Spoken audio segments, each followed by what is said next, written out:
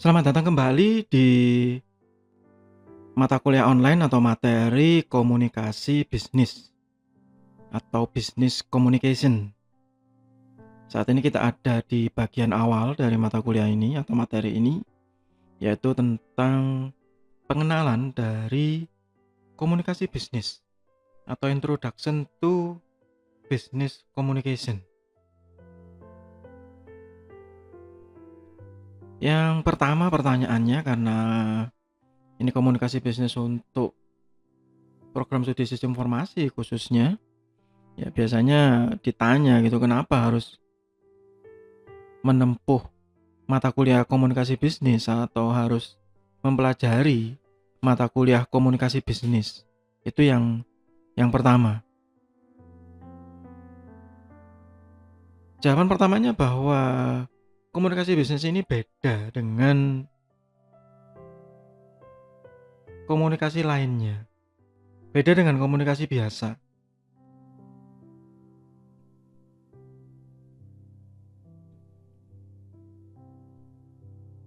Terlebih bagi Anda yang ada di bidang teknik ya, yang punya punya stempel, punya stigma bahwa orang-orang yang di technical gitu ya, science, technical itu tidak memiliki kemampuan komunikasi yang baik. Stempelnya begitu. Ya meskipun tidak semua.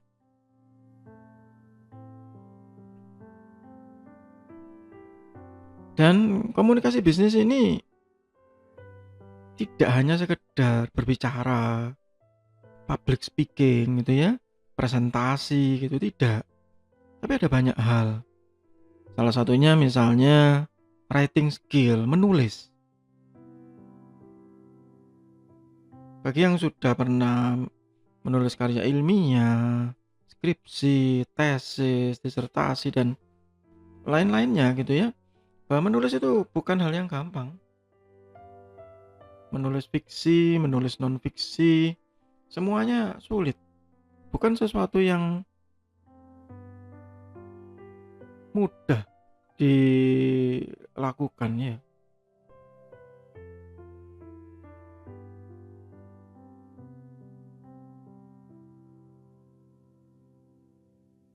Termasuk menulis di lingkup bisnis. Entah itu menulis proposal, dokumentasi, panduan ya, semua sulit ya.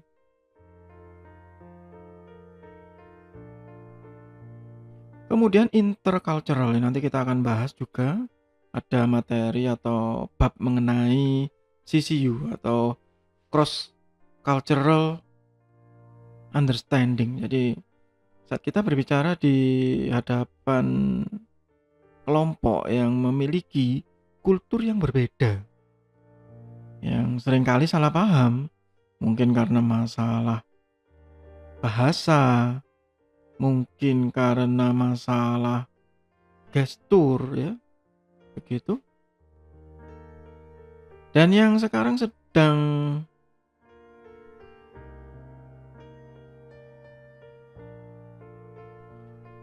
banyak terjadi ya di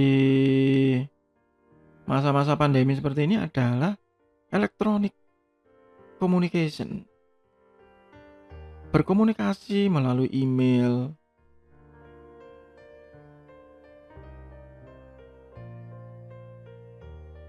kemudian berkomunikasi melalui video conference ya. Hal-hal yang mungkin dulu sebenarnya sudah pernah dilakukan tapi tidak seintens sekarang. Ya, dan itu masuk di dalam komunikasi bisnis. Kemudian information quality and presentation. Nah, ini khususnya untuk teman-teman yang di IT ya.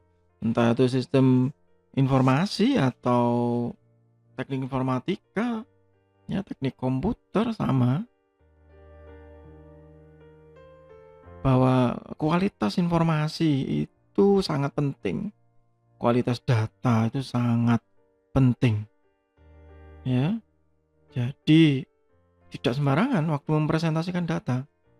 Kalau teman-teman yang di di DKV ya, itu biasanya ada satu mata kuliah khusus, infografik ya, mempresentasikan data dengan cara yang berbeda ya.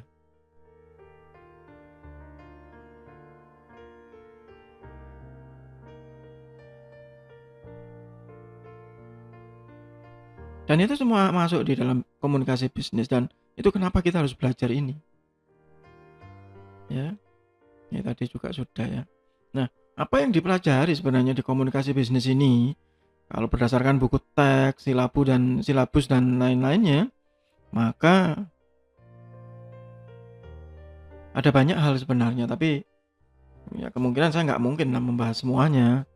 Ya, mulai dari fundamental communication, intercultural communication, atau ada yang bilang CCU, cross culture understanding, business letter, business message. Mungkin dua ini yang tidak terlalu banyak saya bahas. Visual communication, termasuk di dalamnya non-verbal, jadi yang tidak diungkapkan dengan kata-kata atau tidak diucapkan, nah begitu. Hanya cukup dilihat saja. Report atau proposal, ini juga saya lewati karena kalau ini di mata kuliah ya biasanya bersinggungan atau bertabrakan materinya dengan mata kuliah lain seperti bahasa Indonesia atau metodologi penelitian. Kemudian teknik presentasi. Ini yang ya setiap orang punya teknik sendiri, tapi ada dasar yang harus diketahui untuk kemudian dikembangkan dan diimprovisasi. Dan yang terakhir, interviewing and job interview. Jadi kalau job interview, kita memposisikan diri sebagai orang yang diinterview sebagai pelamar kerja, tapi sebenarnya yang lebih sulit lagi adalah interviewing. Jadi menginterview orang, kita yang memiliki posisi sebagai penanya, ya, kita yang memiliki posisi sebagai penanya itu lebih sulit.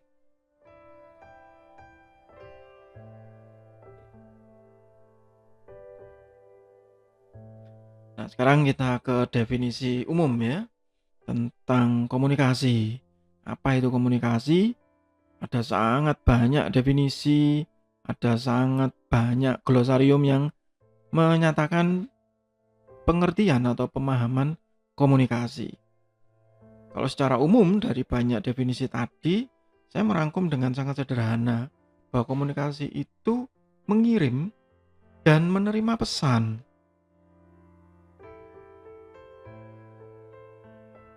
Jadi ada yang mengirim pesan dan ada yang bisa menerima. Karena kalau salah satu tidak ada, namanya bukan komunikasi.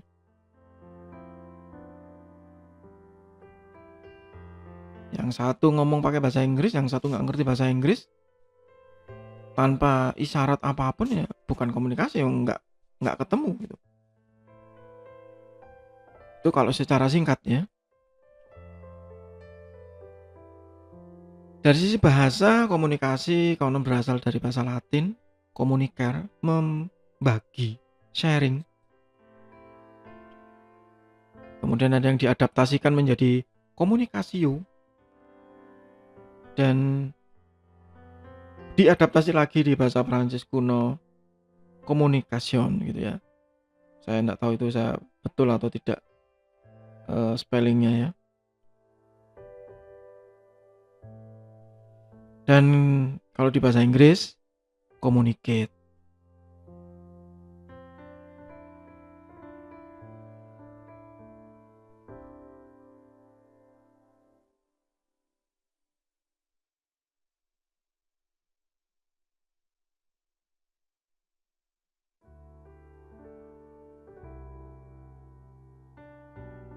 Dan ada lagi yang bilang bahwa ini berasal dari dua kata, yaitu komunis dan communicare ya.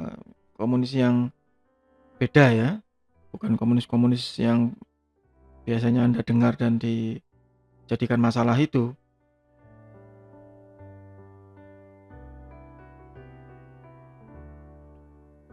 Yang artinya itu sama, menyamakan ya begitu.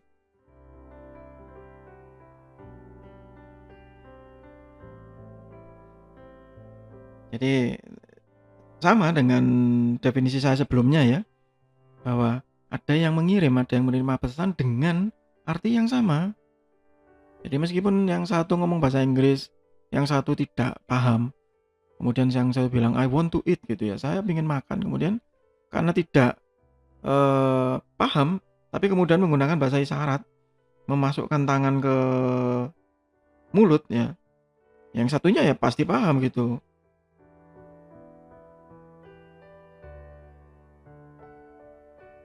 Jadi itu yang paling penting dari komunikasi, saling memahami kalau saya lebih condong ke definisi tersebut.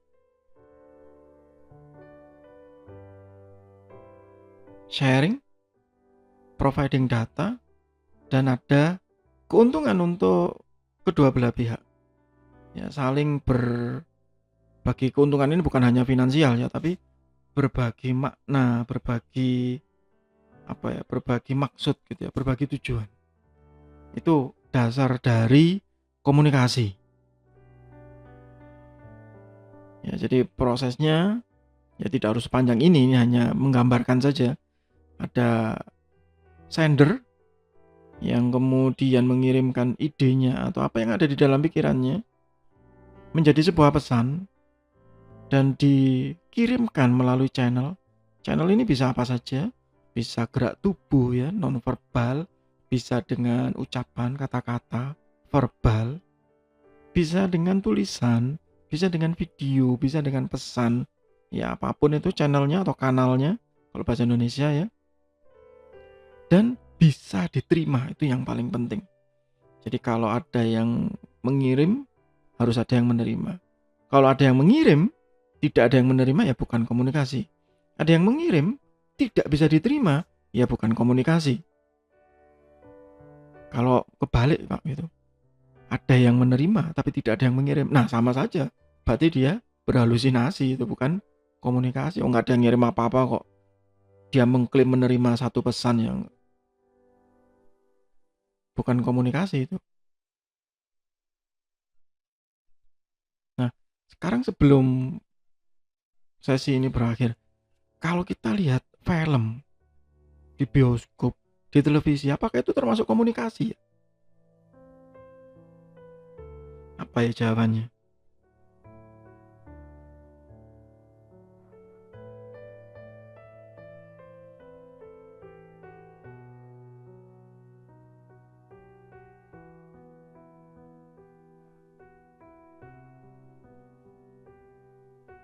Jawabannya adalah iya.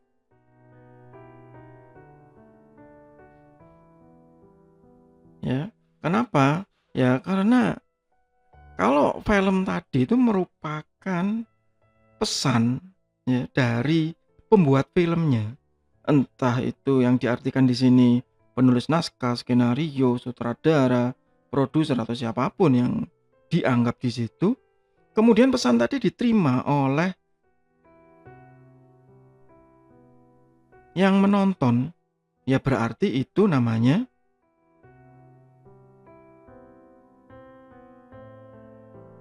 komunikasi. Tetapi kalau yang melihat tadi tidak mampu menerima pesan, pesan moral gitu biasanya ya, dari film tersebut ya, berarti bukan komunikasi. Ya, misalnya film apa gitu ya, film superhero gitu ya, Avenger atau yang lain begitu. Kemudian, oh ternyata ya bahwa seseorang itu harus berani berkorban demi begini. Nah, itu ditangkap pesan tadi, ya berarti ada komunikasi.